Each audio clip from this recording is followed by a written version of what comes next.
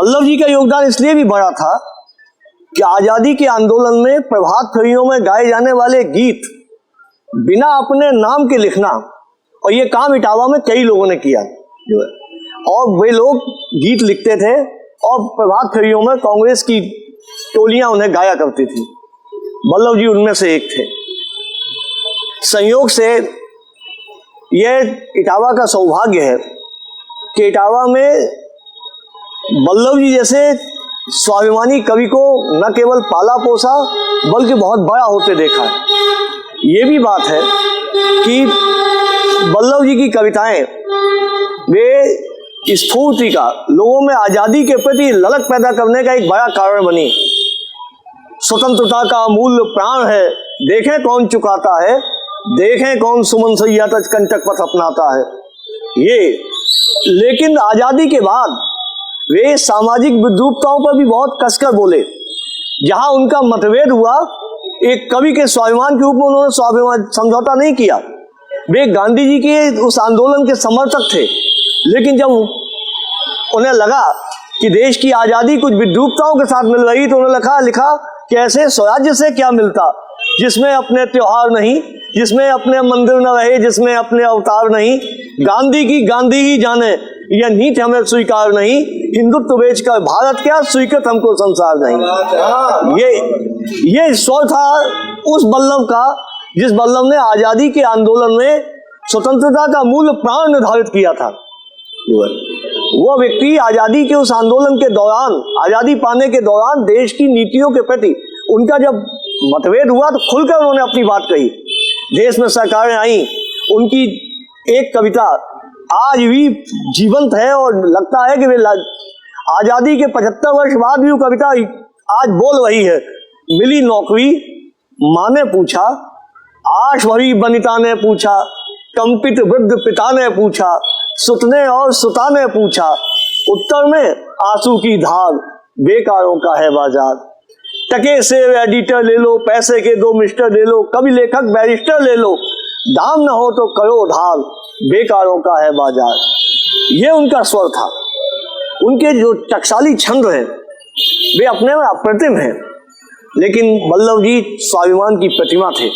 1967 में उन्हें देश के राष्ट्रपति ने आदर्श शिक्षक के रूप में राष्ट्रपति पुरस्कार से अलंकृत किया। हम लोगों ने उनके जीवन के उत्तरार्ध में उन्हें बड़े करीब से देखा है।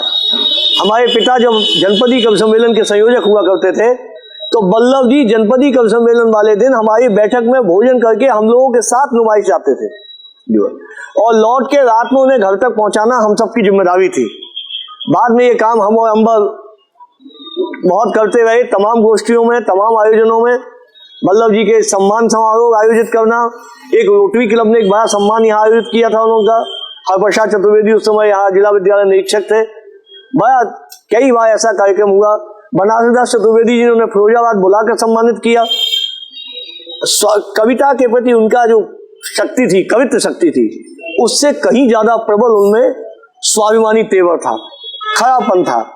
हम लोग स्वामी जी की दुकान पर बैठते थे और स्वामी जी की दुकान पे उनका थोड़ी देर बैठने के बाद वो जाके चमन इटावी की दुकान पर बैठ जाते थे। चमन साहब का एक स्टूल पड़ा था। हमारे पिताजी कभी कभी कहा करते थे ये जो है राष्ट्रकवि का स्टूल है, इस पे हम आसानी से नहीं बैठेंगे। ये जो है चलता रहता था। जीवन की तमाम संघर्षों से उनका जूझना हुआ, और हमारे मोहल्ले में वे जब निकलते थे, बुढ़ापे में उनकी स्थिति ऐसी हो गई थी कि थोड़ा तिरछे होकर निकलते थे, सीधे नहीं चल पाते थे। लेकिन इसके बाद भी अगर बैठ जाएं तो वल्लभ जी के पास बैठना एक पाठशाला के पास बैठना था। इसलिए भी हम सब ने उन्हें बहुत करीब से देखा है, और कविता के संस्कार जो प्रबल हुए उनमें वल्लभ जी का बड़ा योगदान है। दूसरी बात ये, जब भाई मैं कृष्ण गोपाल तिवारी जी को आज याद करना चाहता हूँ। उन्होंने एक संकल्प लिया, हम सब ने युवा समिति के लोगों ने लिया कि हम लोग मिलकर वल्लभ जी की एक प्रतिमा लगाएंगे। भाई प्रदीप मिश्रा दुनिया में नहीं है, उनकी साइकिल पर बैठकर हम लोगों ने 100 रुपए इकट्ठे किए थे इस मूर्ति के लिए। और ये मूर्ति जब स्थापित होने को आई तो 1-2 प्रशासनिक अधिकारियों से हमारा काम नहीं हुआ। हमने जब जगह मांगी, बाद में निवृत्ति लाल गुप्ता जी यहाँ आए। मैं आदरणीय धर्मनारायण त्रिपाठी जी के प्रति बहुत कृतज्ञ हूँ कि उन्होंने हमारा इस काम में बड़ी मदद की। न्योतीलाल गुप्ता जी को तैयार किया। फिर यहाँ जिस समय पानी बरस रहा था, जब ये मूर्ति का स्टेज बन रहा था, तो वो बरसते हुए पानी में हम लोगों के साथ खड़े रहे। त्रिपाठी जी ने बड़ा योगदान किया और बहुत मन से इस मूर्ति को लगवाने में। न्योतीलाल जी गुप्ता यहाँ से सेवानिवृत्त हुए, आज वो भी दुनिया में नहीं है, लेकिन उन्होंने भी बहुत जिलाधिकारी के रूप में नहीं, हिंदी सेवी के रूप में हम लोगों का साथ दिया। ये बहुत बड़ी बात थी। यह आज ये स्मारक जिस स्थिति में भी है, कहीं ना कहीं उसके दोषी हम सब भी हैं। लेकिन मैं नगर पालिका प्रशासन से, इटावा की जिला प्रशासन से प्रार्थना करूंगा कि इटावा में ले दे के इस शहर में केवल एक कवि की प्रतिमा स्थापित है। यह दुर्भाग्य है कि इटावा के लोग, इटावा के बच्चों को बताना पड़ता है कि यहाँ देव पैदा हुए, यहाँ गुलाब राय पैदा हुए, यहाँ उदय शंकर भट्ट पैदा हुए। हमें इस कम से कम अपने बच्चों को वह परंपरा देनी चाहिए कि उन्हें कम से कम मालूम पड़े। अभी हम भोपाल एक यात्रा में जा रहे थे, ग्वालियर स्टेशन के विश्रामलय में रुकना हुआ, तो उनका एक सूची टंगी थी कि ग्वालियर संभाग में कितने साहित्यकार पैदा हुए। मैंने उन्हें बधाई का पत्र लिखा। हमने कहा काश ये संस्कार हमारे इटावा के लोगों को आगे होते कि कम से कम इटावा के लोगों के बच्चों को ये बताना ना पड़ता कि देववीत काल के कवि थे, वो इटावा में पैदा हुए थे, गुलाब राय यहाँ पैदा हुए थे, उदय शंकर भट्ट यहाँ पैदा हुए थे। शिशु और बल्लभ की मूर्तियां आज बहुत उपेक्षा का शिकार न होते। ये संस्कार बोने की जरूरत है। कहीं ना कहीं हम सब असफल हुए हैं। ये नई युवा जनरेशन खड़ी है, हम सब मिलकर ऐसे प्रयास करें। इटावा कवियों की दृष्टि से, इटावा साहित्य सेवियों की दृष्टि से, इटावा हिंदी में काम करने वालों की दृष्टि से बड़ा समृद्ध जनपद है। हम लोग अगर मिल के काम करेंगे तो निश्चित रूप से इटावा के लोगों को बताने की आवश्यकता नहीं होगी कि यहाँ कौन कौन से बड़े साहित्यकार हुए। एक प्रयास हुआ था, अंबर थे, और हम लोगों ने एक प्रयास किया था कुछ साहित्यकारों के नाम पर सड़क के मार्ग हो जाएं। एक कविराज रत्नाकर शास्त्री मार्ग बना था, एक शिवदत्त चतुर्वेदी मार्ग बना था, एक हम लोग और चाहते थे वल्लभ जी के नाम पर ये मार्ग बन जाए। कई प्रकार के प्रयास हम लोगों ने किए, लेकिन धीरे धीरे क्या हुआ, शक्तियां दूसरी तरफ चाहती रहीं और लोगों ने राजनीति को जीवन दर्शन बना लिया, साहित्य दूर होता चला गया। हम लोग कुछ भी नहीं कर सके। हमें लगता है आने वाली पीढ़ी शायद कुछ करे इन साहित्यकारों के लिए। इटावा को लोग साहित्यिक तीर्थ के रूप में मानते रहे हैं, कम से कम यहाँ ये होना चाहिए। इटावा में किसी शिशुपाल सिंह शिशु की प्रतिमा की वही आवश्यकता है। अगर शिशु की प्रतिमा इटावा में कहीं स्थापित हो जाए, और ये काम हम सब मिलके कर सकते हैं। शिशु जैसा बड़ा कवि और उसकी कोई प्रतिमा यहाँ स्थापित नहीं है। शिशु, वल्लभ, किसी के नाम पर नीरज, किसी के नाम पर एक प्राथमिक विद्यालय तक का नाम नहीं है, जबकि तमाम लोगों के नाम पर यहाँ महाविद्यालय तक खुले हुए हैं।